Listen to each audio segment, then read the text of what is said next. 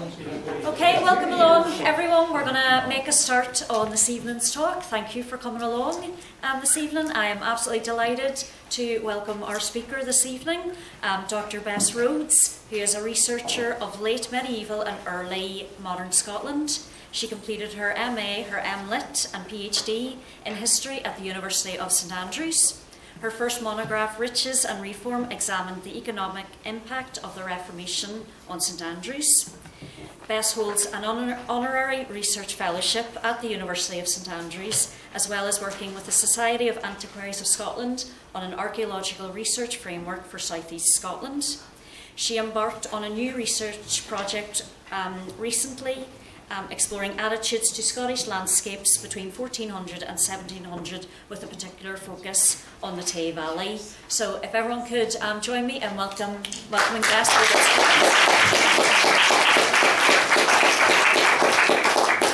Thanks very much. Can you hear me all right at the back? Yes. Excellent. Well, please wave at me if I become inaudible, please. Well, thank you so much. It's an honour to be here today. I want to talk about the interface between town and country in the Tay Valley. And in particular, I'm going to be focusing on the outskirts of Perth and Dundee between about 1500 and about 1800. Now, the outskirts of towns have lately been coming in for quite a bit of criticism. Many of you will probably be aware of the Westminster Government's discussion of Grey Belt, their new adaptation to part of the Green Belt. And I feel that the discussion around this is quite revealing of some modern assumptions about how we perceive the edges of towns today. So this is from a BBC article explaining the government's definition of the new concept of Grey Belt. And it says how the government has previously described the Grey Belt as poor quality and ugly areas. So we've got very value-laden judgment here on parts of protected land called the Green Belt. Under the Labour government's plans, if the council's housing targets cannot be met, some existing Greenbelt land will be redesignated as Grey Belt. The government's definition of the Grey Belt includes land on the edge of existing settlements or roads, as well as old petrol stations and car parks. I'd like to draw your attention to the idea that they're specifically looking at the edges of settlements as potentially part of these ugly areas, and also the idea that there's a tie-in perhaps to cars and car-related activity in some ways. So I suggest that this new concept of the Grey Belt is indicative of some prejudices in our society towards the edges of towns, the sense that these are, in some senses, unsatisfactory areas. I'd like to argue today that that's actually very, very different from how these places were perceived in the late medieval and early modern period. So if we go back to the 17th century and look at descriptions of places like Perth, we find that the setting of the town is really integral to what's valued about the place. So if we look at this translation of John Johnston's lines on Perth, so it's a 17th century translation, it describes how near to the waters clear of Tay and pleasant plains all green, in middle ground between them stands Perth proudly like a queen. So we have this emphasis on the river, and we will see that quite a lot in the examples that I'm going to be discussing today. But we also have this emphasis on the pleasant plains. The setting of Perth is deemed pleasant. And I'm also intrigued by the phrase, in middle ground between them stands Perth proudly like a queen. And in part, I think in this quotation, the reference to middle ground is actually referring to sort of the low-lying river and the higher hills behind, and Perth is on the middle ground between those. But I also think that the notion of middle ground is quite helpful if we're thinking about the edges of towns, the interface between town and country, these spaces that are not entirely urban, but are not properly rural either. And the notion of middle ground is one that I'll sort of essentially exploring over the next few minutes. I would suggest that I'm not looking just at suburbs. I am thinking about common spaces, about fields, about the land around it, I suppose it's an area that we might think about with the Germantown hinterland possibly, but it's these places which are quite close to the towns, are interacting with the towns a lot, but aren't the really built up spaces. Does this make sense? Okay, fantastic. Now, a really key part of the way that these areas are described is really the dual concepts of pleasure and profit. And pleasure and profit are actually sometimes intertwined concepts. So the idea is that these are spaces which are delightful, and they are also spaces which are useful. And if any of you are familiar with T.C. Smout's writings, this is a concept of sort of use and delight, is a concept that he explores in some of his writings. And I'm afraid I have borrowed the concept in some ways from him, but it's something that is absolutely there in the 16th and 17th and 18th century sources. So an example of this is part of Henry Adamson's long poem, The Muses' Trinity, which was published in 1638 and written a little earlier in the 17th century.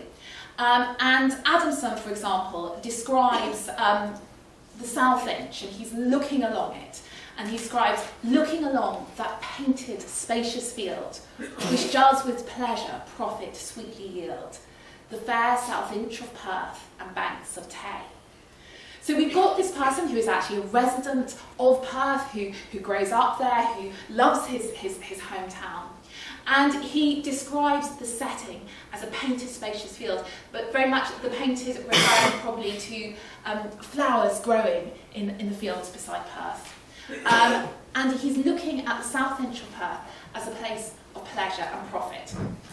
And in this talk, I'm going to split it really into sort of two sections and then a little conclusion. I'm going to look at the theme of pleasure, I'm going to look at the theme of profit, and then I'm going to have some general thoughts in which I'm wrapping it all up.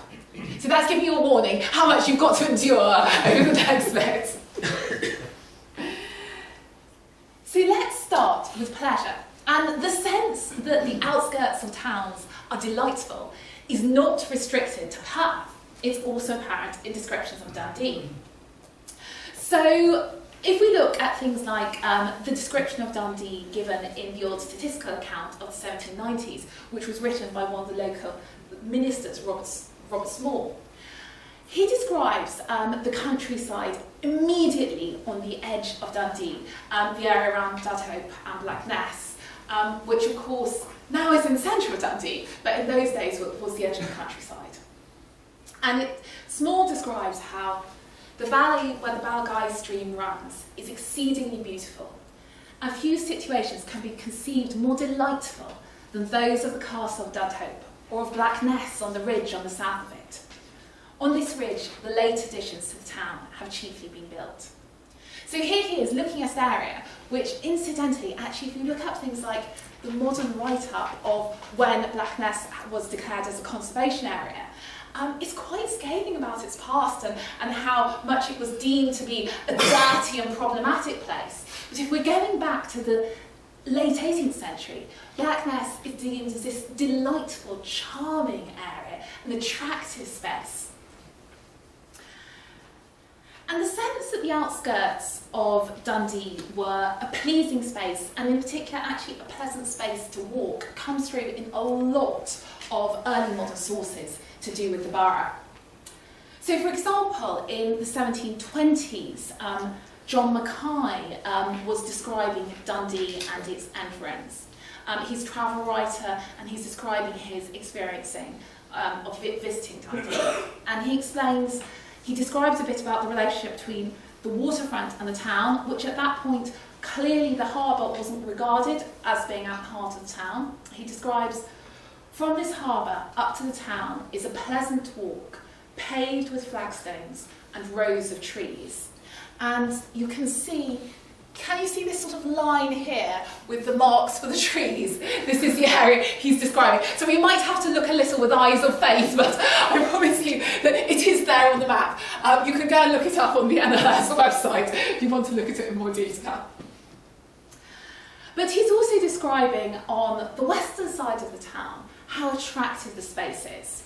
He says, on the west of this town is a handsome hospital for decayed burghers, and gardens running down to the riverside, So this, he's talking about over this area here, where you can see on the map the gardens running down to the riverside.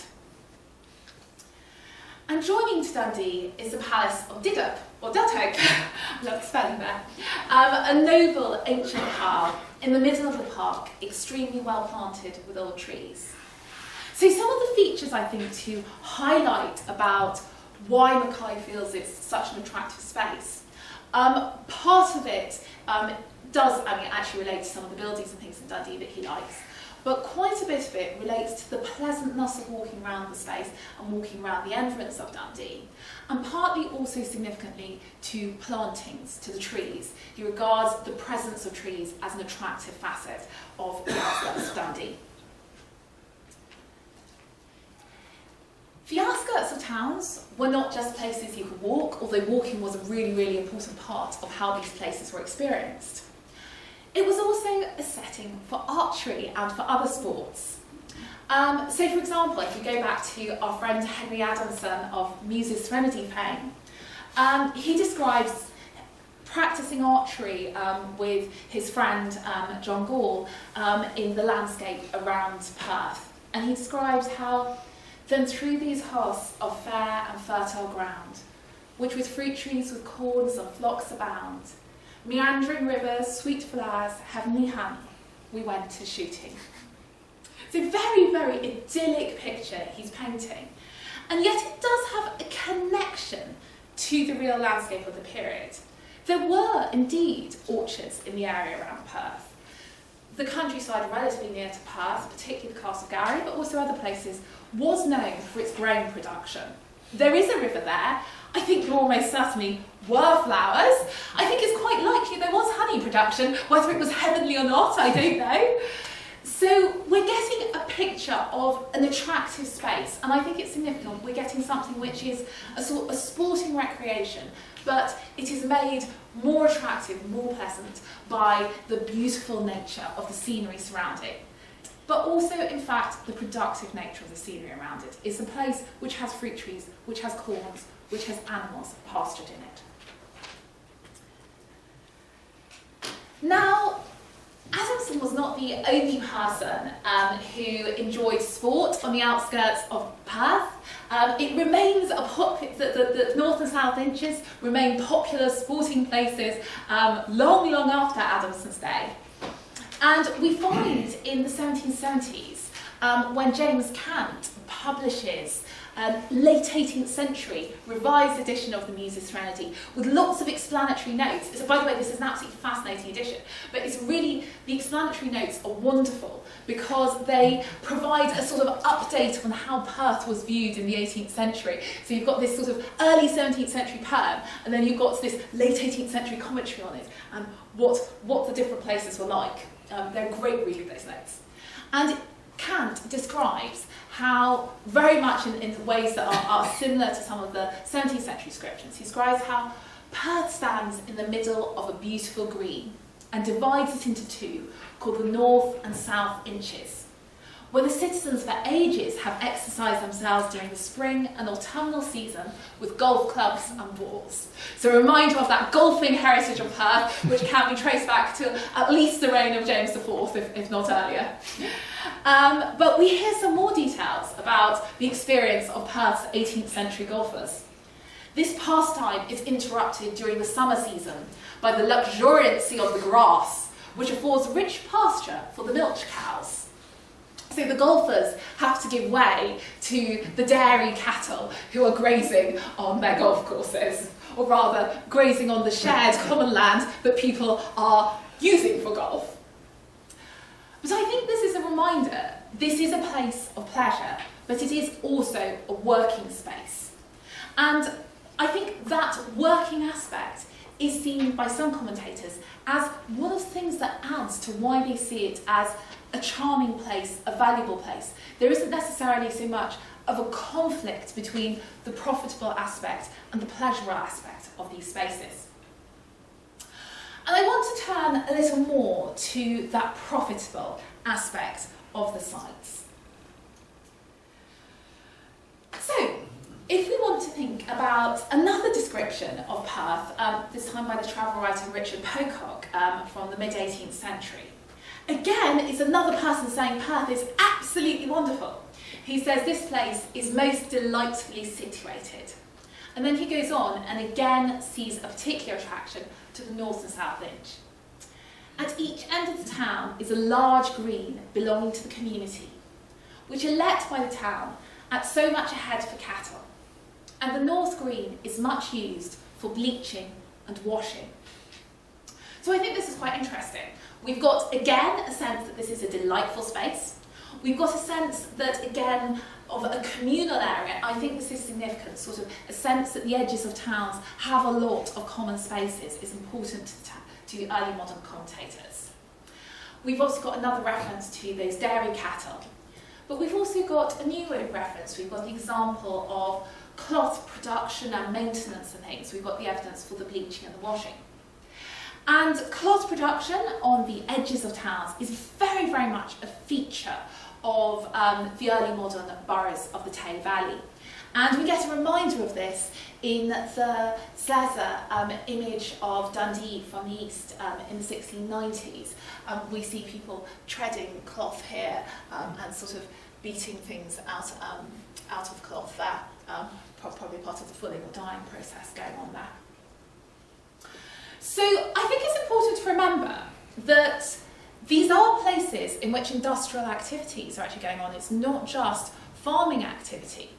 And yet it's not seen by these writers as destroying the attractiveness of the place. It's seen as, in some cases, some of the attractions of the place. Certainly it's seen as just an intrinsic part of the landscape. Some of the activities which were focused on profit in the areas around the edges of early modern Scottish boroughs were really, really fundamentally deemed to be good, attractive places. And gardens and orchards are regularly some of the things that are really, really strongly praised. I've got a lot of examples from the Tay Valley, but I've also got examples of people praising the orchards of Glasgow and praising the orchards of Aberdeen. They are things that people see as desirable things to have on the outskirts of your town. The claims that are made for the orchards of Perth are fascinating.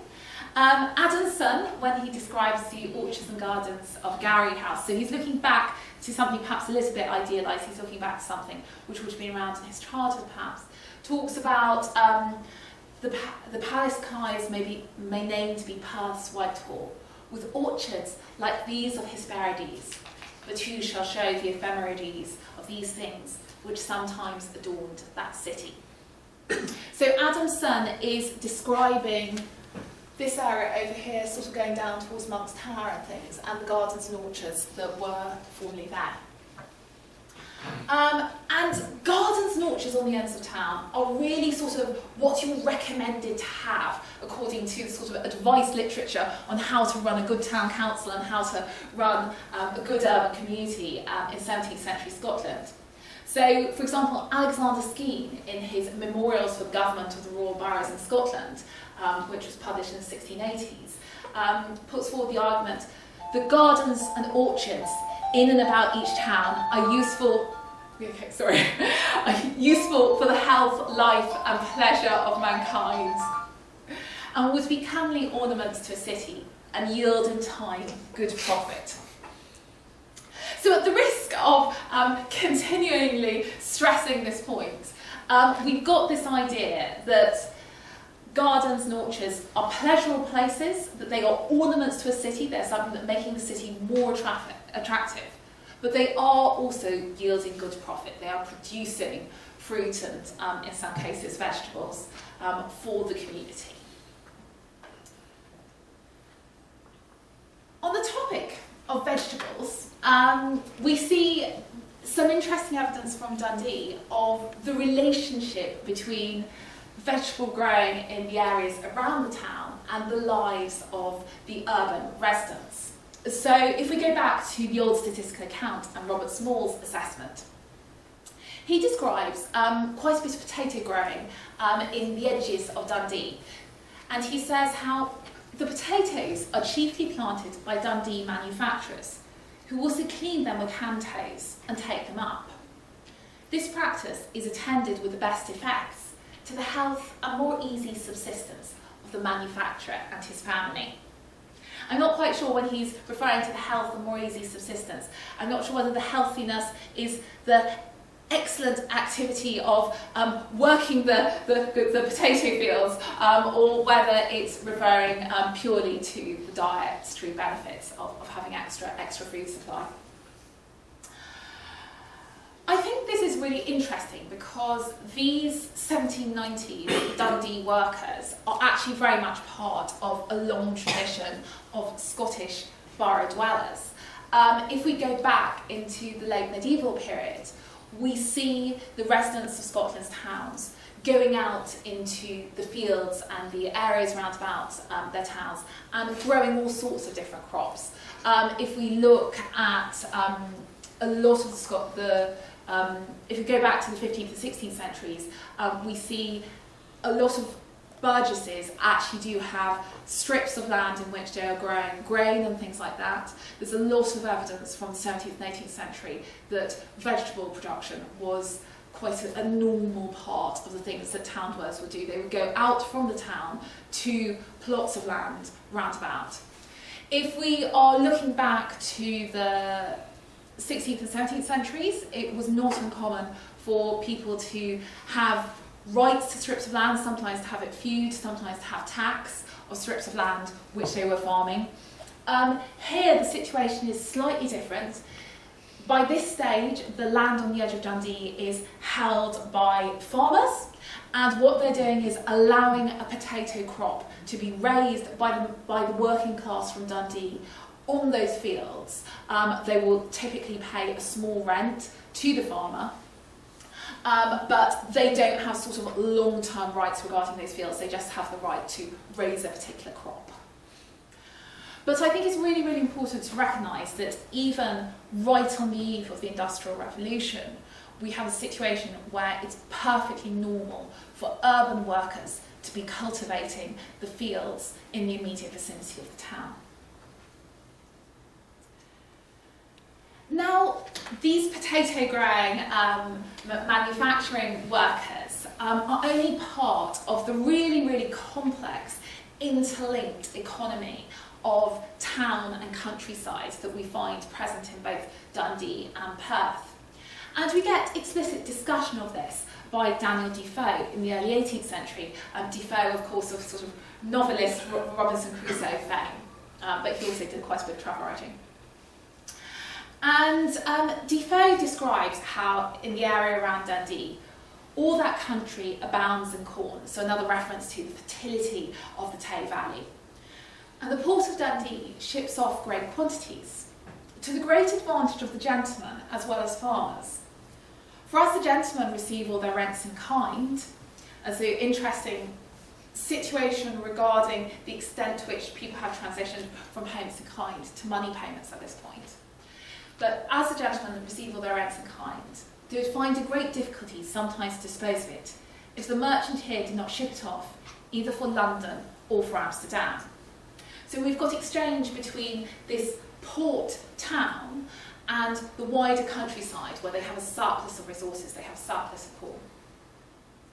So we're getting some insights into the many, many different links between urban and rural areas.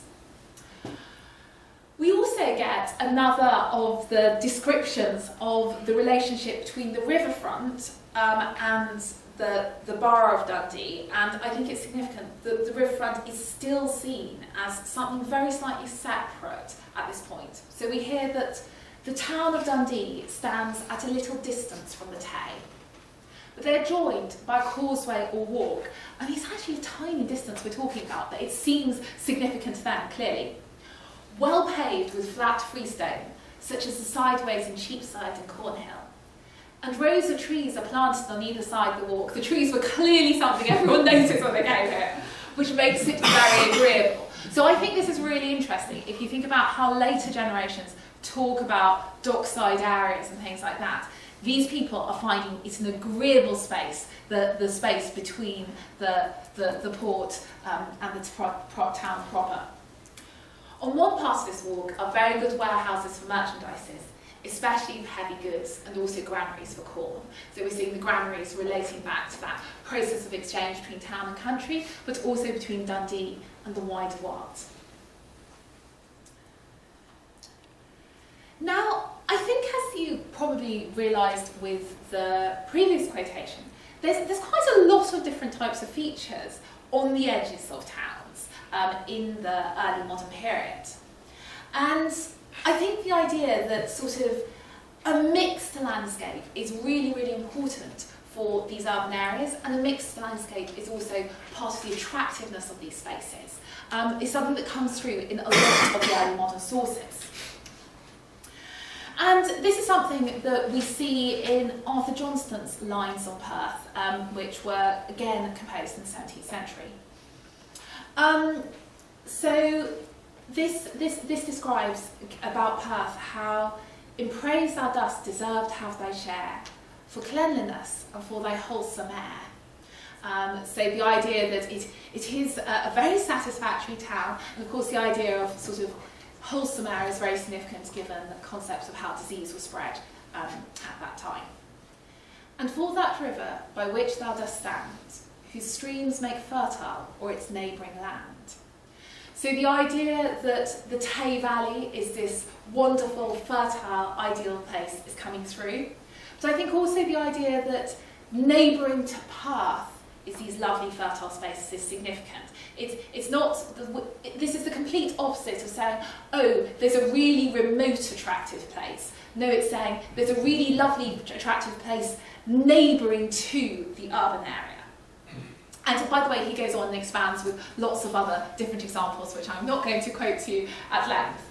But amongst other things, he refers to, and from the Carse, not far off is, again, it's close to the urban areas emphasised, which bears most fragrant apples and most luscious pears. Again, another emphasis on the virtues of fruit growing.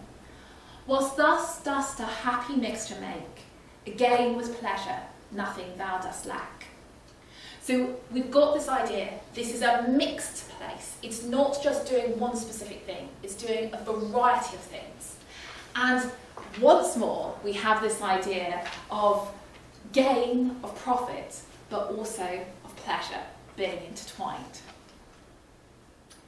So, I have presented a pretty happy and idealised picture, but things don't necessarily last exactly as people perhaps might have hoped in the 17th and early 18th centuries. Robert Small, who I've quoted before, there are hints that attitudes are changing. There are hints that maybe the experience of Dundee is shifting by the 1790s. Small stresses many of the virtues of Dundee. We heard about the charms of Blackness, and he stresses the advantages of Dundee. He notes the principal advantages of Dundee are the noble river on which it is situated, and the fertile countries in its neighbourhood, full of rich and intelligent farmers. And he goes on actually to discuss the exchange between the town, which needs the farmers' produce, and the farmers who want all those wonderful goods that are manufactured in the town, and what a satisfactory arrangement it is. But Small also is slightly concerned about some of the developments that are taking place in his community. He explains how the late additional suburbs, and these are actually going up towards Blackness and some other areas, have been built without any general plan. He's concerned about the way the expansion is taking place without a grand scheme. Here is an almost total want of open places to which delicate people may resort, and children be carried for air and exercise. And critically, he says, several open spaces have been, or about to be, converted to private purposes. So the sense that the edges of towns are shared space in many ways is being undermined in this period. And urban areas are also expanding, and with it it's becoming increasingly difficult for town dwellers to get out to the countryside, to have that close relationship with the middle ground that I've been describing, which I think was essential to the good functioning of pre-industrial towns, but which also produce these relatively attractive spaces on the outskirts of Scottish boroughs. So, in some of my sort of closing thoughts in many ways, why do I feel the pre-1800 attitude to urban and rural middle ground differed profoundly from today? I do think there's an element in which it may be tied up simply with perception. They were looking with a positive outlook. They had rosy tinted spectacles. And there certainly is some evidence in some urban records and also in some of the archaeological evidence that there was pollution on the edges of towns, that there was sometimes less than carefully planned structures, that on occasions urban authorities moved trades they regarded as more problematic, things like tanneries and other features like that were sometimes pushed towards the edges of towns. So I think one has to say some of the sources I've been dealing with are at least partly idealised. But I don't think they're totally divorced from reality. I think actually if you look at these sources and you know these places, you can recognise a lot of the features they're describing actually. They are describing real places in many ways. So why do writers of this period look so positively at the outskirts of towns and we have a more ambivalent relationship with these areas? I think a really, really big shift is the human scale of the outskirts of towns in this period. These were areas that were eminently walkable in comparison to today. I think that relationship started to be undermined during the Industrial Revolution, the sorts of things that Small is complaining about, the fact that it was no longer easy for people to walk out to open space. And I think that this was massively exacerbated by the rise of the car. And this led to, in the 20th century, people designing around motor vehicles rather than foot traffic. And I think it also led to an ability for people to just drive out quickly to somewhere much more remote. So if you go back to pre-1800, if you lived in a town and you wanted to have green space, if you lived in town, you wanted to get out to an orchard, or you just wanted to walk in a pleasant space, to quite a degree, you just walked straight out from the urban area, but you needed to have somewhere which was within easy travelling distance on foot. Today, a large proportion of the population, I think it's really important to recognise, not all the population, but a large proportion of the population do have access to cars, and then in a sense can almost be careless and have an idea of, well, we can get out to wild, remote places a long, long way from towns.